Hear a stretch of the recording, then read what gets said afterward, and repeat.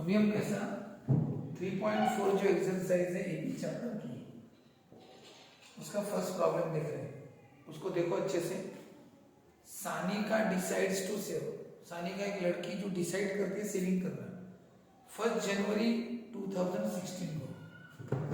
अब बताओ 1 जनवरी 1 जनवरी है, जनवरी की 1 तारीख, फिर 2 जनवरी होगा, फिर 3 4 ऐसे। हाँ, तो ऐसा 1 जनवरी को सेव करती है ₹16, रुपीज कितने 10।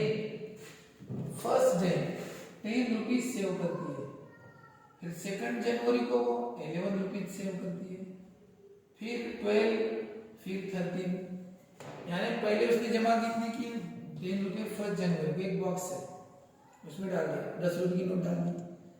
फिर 2 जनवरी को 11 रुपये डाल दिए, तो टोटल 21 हो गए। फिर 3 जनवरी को उसने और 12 रुपये डाल दिए। फिर 4 जनवरी को 13। ऐसे सबके क्या हो जाएंगे, टोटल हो जाएंगे, बहुत पैसा जमा हुआ उसका। और सेविंग कैसे कर रही है वो, हर दिन 1-1 रुपया बढ़ा रही है। यानी हर दिन 10 रुपीज सेव नहीं कर रही है, 10 रुपीज, फिर 11, फिर 12, 4 जनवरी को 30, ऐसे वो हर दिन 1-1 रुपया बढ़ा रही है। If she decides to save like this, अब वो ऐसे ही सेव करना चाहती है, ऐसे ही सेव करना है, हर दिन सेव करेगी और 1 रुपया ज्यादा, ठीक है ना। तो इसका मतलब ये हो गया। अब देन ऑन 31 दिसंबर 2016, ऐसा करते करते 31 दिसंबर तक what should be her total saving, तो उसकी सेविंग कितनी है, ये पूरी सेविंग कितनी है। मैंने आपको 4 दिन की सेविंग बता दी, ये 4 दिन की सेविंग है, देखो ना कितने हो गए, 21 और ये 12, 33, हाँ 46, इतनी सेविंग हो गई। तो ऐसे बताओ इतने दिन की सेविंग यानी कितने दिन की सेविंग है। सेविंग यानी सम, इसका मतलब तुम्हें सम का फॉर्मूला यूज करना पड़ेगा। कौन सा फॉर्मूला यूज करना पड़ेगा, सम का। तो एसएन का फॉर्मूला क्या है, n/2 2a + n-1d। अब सवाल ये उठता है कि इसमें सेविंग किस तरह से हो रही है। पहले दिन कितने से हो रही है, 10 रुपए, फिर 11, फिर 12, फिर 13, ऐसे वो सेव कर रही है ना। इसका मतलब क्या है, इज ए सीक्वेंस। क्या है ये,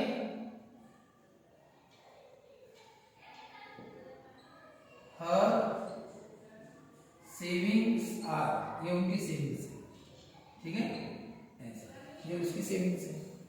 अभी ये एपी है कि नहीं पहले वो बताओ, एपी, क्योंकि एपी रहने पर ये फॉर्मूला होता है। अब उन्होंने वर्ड प्रॉब्लम में दिया तो नहीं कि अरिथमेटिक प्रोग्रेशन का प्रॉब्लम है करके, उन्हें बस इतना बताया 10 रुपये 11 रुपये 12 रुपये ऐसे सेविंग कर रही है। तो पहले हम एपी है कि नहीं देखते हैं। एपी कैसे बताते हैं, इन दोनों का डिफरेंस करके देखेंगे। नेक्स्ट टर्म से प्रीवियस टर्म को माइनस करेंगे, 1 आता है, 11 से 10 माइनस हुआ 1, 12 में से 11 माइनस हुआ 1, इसका मतलब डिफरेंस सेम आ रहा है। तो डिफरेंस अगर सेम आ रहा है तो क्या बोलेंगे, दिस इज एन एपी, ये है अरिथमेटिक प्रोग्रेशन। एक एक का डिफरेंस आ रहा है ना, तो 1-2 करके बताना, 11 - 10, 12 - 10, 11 1, तो ये एपी है। तो बताओ एपी है तो बताओ फर्स्ट टर्म क्या होगा। फर्स्ट टर्म को हम ए बोल रहे, कितना है फर्स्ट टर्म 10, और कॉमन डिफरेंस यानी डी, तो डिफरेंस कितने का आ रहा है, 1 का। ये एपी हो गया ना, अरिथमेटिक प्रोग्रेशन 10, ए यानी फर्स्ट टर्म 10 और डिफरेंस 1 का है। तो आपको यहाँ पे ए भी पता है और डी भी पता है, तो बस अब क्या नहीं पता यार, अब इनका मतलब क्या होगा, हम कितने टर्म्स को सेव कर रहे हैं। यानी ये जो 10 है ये फर्स्ट टर्म है, ये सेकंड टर्म, ये थर्ड टर्म और ये फोर्थ टर्म। तो बताइए हो गया S4 यानी कितने टर्म का सेविंग, 4th टर्म का सेविंग। तो आपने तो सिर्फ 4 ही दिन का सेविंग किया, कितने 31 दिसंबर तक सेव करना है, तो कितने दिन होंगे 31 दिसंबर तक। बताओ अगर आप ऐसे 21 जनवरी तक आए, 21 जनवरी तक होंगे पूरे फर्स्ट 1 तारीख यानी फर्स्ट टर्म, 2 तारीख यानी सेकंड टर्म, जितने दिन उतने टर्म, 31 दिन है तो कितने टर्म हो गए, 31 टर्म हो गए। 4 तारीख तक 4 टर्म नहीं हुए, 31 तारीख तक 31 टर्म हुए। बताओ अगर हम 1 फरवरी को आएंगे तो वो 32 टर्म होगा, 32वां टर्म होगा।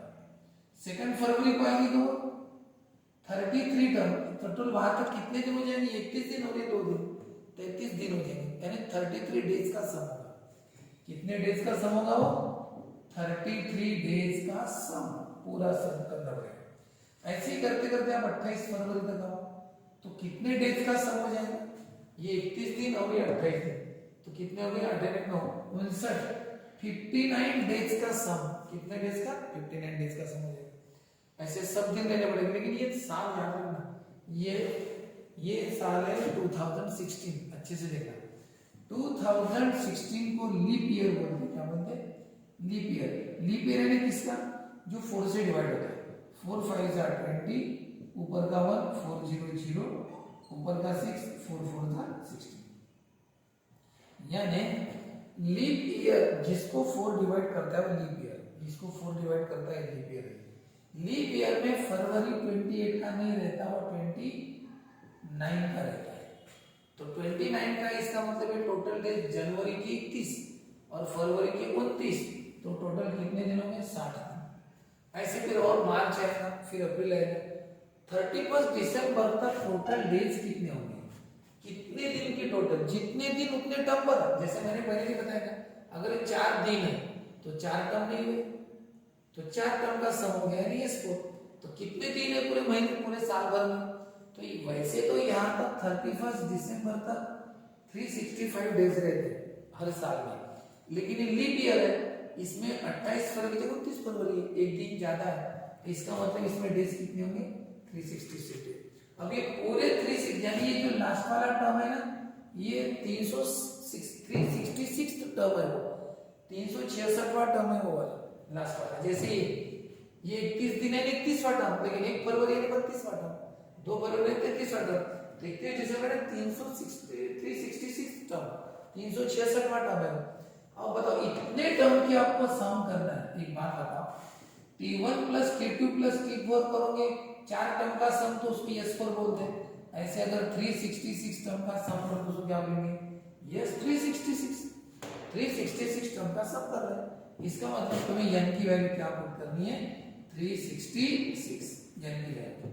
ये पता चल गया था हमें, कितना है? 10 n 366 माइनस 1 d कितना है? 1। अब इसको सॉल्व करो, 2 से डिवाइड होता है, 2 1 जा 2, एक और 8 से, 2 8 जा 16, 2 3 जा 6, ये होगा 20, ये होगा 365 इंटू 1, कितना होगा रे? 20 प्लस 365 इंटू 1 365।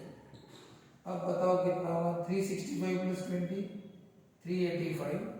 अब 385 इंटू 183, ये जितना भी आंसर है ये मल्टीप्लिकेशन करो, इनका मल्टीप्लिकेशन इन्होंने दिया है 70,455, 70,455, यानी उसमें 366 दिन में, 1 जनवरी से 31 366 दिन में कितना पैसा सेव किया?